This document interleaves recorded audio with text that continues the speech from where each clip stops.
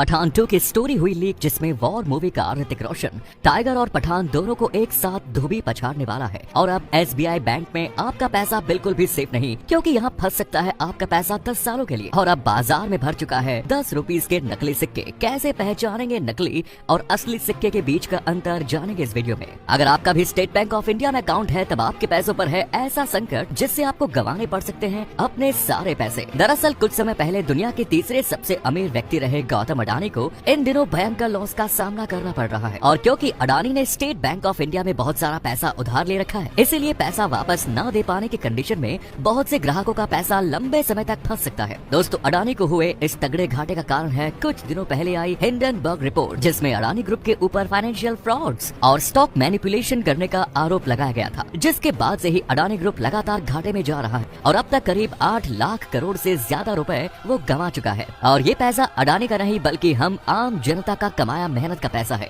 जो SBI ने अडानी को हमसे उठा कर दिया है। मगर हम ही वो लोग हैं जिन्होंने पठान को सुपरहिट मूवी बनाया। मगर पठान में जिम मरा नहीं, बल्कि जिंदा है। अगर आप पठान फिल्म का ये पोस्टर ध्यान से देखेंगे, तब उसमें आपको जिम के हाथ पर लिखा हुआ मिल जाएगा, everyone will come to my funeral to make sure that I stay dead. जिसका मतलब है कि जब तक आप जिम के अंतिम संस्कार को अपनी आंखों से नहीं देख लेते, तब तक नहीं मानो कि वो मर गया है। ये बात साबित करती है कि जिम उस चट्टान से गिरने के बाद भी जिंदा बच गया, जिसे किसी और ने नहीं बल्कि कबीर ने बचाया है। कबीर को जिम के बारे में जब मालूम चलता है कि वो पहले से ही मरा नहीं था, बस गायब होकर आउटबीट एक्स ग्रुप को चला रहा था, तब कबीर अस्पताल में बेहोश पड़े जिम को देखने चला आता है। जैसे ही कबीर अपने साथ जिम को देखता है, तब वो उसके साथ बिताए कुछ पलों को याद करता है, जहाँ कबीर और जिम एक साथ कई मिशन पूरे करते हैं और उनका एक भी मिशन फेल नहीं होता।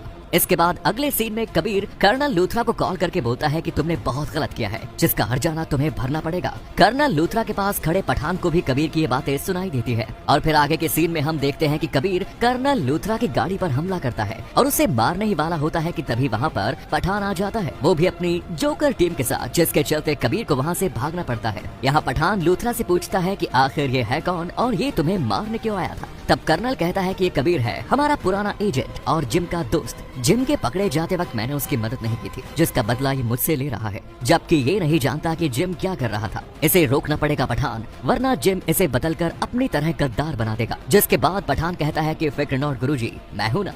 लगता है अब टाइगर को बुलाने का समय आ गया है और यहीं से स्पाई यूनिवर्स एक नेक्स्ट लेवल पर पहुंच जाएगा। मगर पठान फिल्म को लेकर कंगना ने ट्विटर पर एक ऐसी चीज लिखी जिससे SR के गुस्से से आग बबूला हो गया। कंगना ने बताया कि भारत की विविधता का नतीजा है कि पठान इतनी सफल हो पाई है। फिल्म के डायरेक्टर ने पठान में पाकिस्तान और पाकिस्तानी खुफिया एजेंसी को अच्छा दिखाया है, जो भारत की महानता को दर्शाता है। पठान सिर्फ एक फिल्म है और भारतीय आज भी जय श्री राम ही बोलेंगे। साथ ही कंगना ने ये तक कह डाला कि पठान का नाम बदलकर इंडियन पठान कर देना चाहिए, क्योंकि भारत के मुस्लिम देशभक्त होते हैं और अफगानी पठानों से काफी अलग है। और उन्होंने बताया कि भारत के संविधान और भारत के प्रति अपने प्यार पर कंगना एक फिल्म बनाने जा रही है, जिसके लिए उन्होंने अपना घर और ऑफिस तक गिरवे रख दिया। लेकिन इसी के चलते इस महिला और इसके साथियों ने महज 3 महीनों में 30 करोड़ रुपयों का मुनाफा कमाया है, जिस वजह से अब इस बात का भी कोई भरोसा नहीं है कि गुल्लक में आप जिन सिक्कों को जमा रहे हैं वो भी असली है या नकली। वैसे इन फैक्ट्रीज पर कभी भी छापा पड़ता रहता है और ऐसी ही एक फैक्ट्री उदयपुर के एक घर में भी पाई गई है। ये आरोपी 11 टन की मशीन से पिछले 11 महीनों से नकली सिक्के बनाकर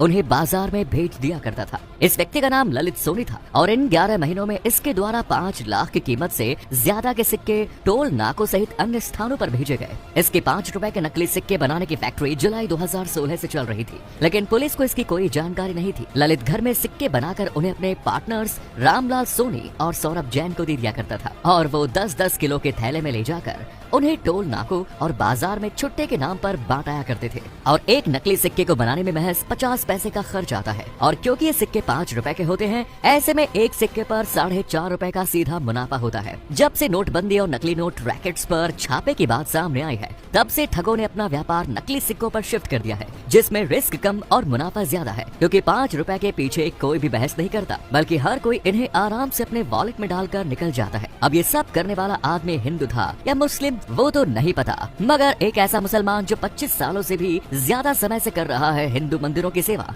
मगर क्यों दोस्तों, जब बाबरी मस्जिद कांड हुआ था तब उस दौरान मुजफ्फरनगर के लड्ढावाला में रहने वाले करीब 20 हिंदू परिवार वहां से कहीं और पलायन कर गए, जिसके बाद इस जगह मौजूद हिंदू मंदिरों की सेवा करने के लिए कोई भी हिंदू बाकी नहीं बचा। हालांकि इसी दौरान 60 साल के मेहरबीन अली आगे आते हैं और उन्होंने स्थानीय मुस्लिमों के साथ इन हिंदू मंदिरों की देखरेख का जिम्मा उठाया। मेहरबीन के अनुसार वो पिछले 26 साल से अपने साथियों के साथ न सिर्फ रोजाना मंदिरों की साफ सफाई करते हैं, बल्कि हिंदू त्योहारों पर मंदिरों की सजावट का काम भी उनका ही है, जिसमें उन्हें जरा भी दिक्कत नहीं है। लेकिन यहाँ से दूर कैलाश पर्वत पर कैसे दिख गए भगवान शंकर, और क्या ये यति सच में है? दोस्तों, भूटान के करीब हिमालय पर मौजूद गैंगखर प्योंगसम पर्वत वाकई बहुत ज्यादा रहस्यमय है, क्योंकि एक तो दुनिया भर में कोई भी इस पर चढ़ नहीं पाया है, और दूसरा भूटानी लोगों के अनुसार ये पौराणिक प्राणियों का घर है, जहाँ पर न सिर्फ हिम मानव रहते हैं बल्कि ये देवताओं का भी निवास है, जिन्हें कई लोगों ने देखा भी है। और तो और भारतीय सेना भी इन्हें देखे जाने के दावे करती है, जो इसे बेहद रहस्य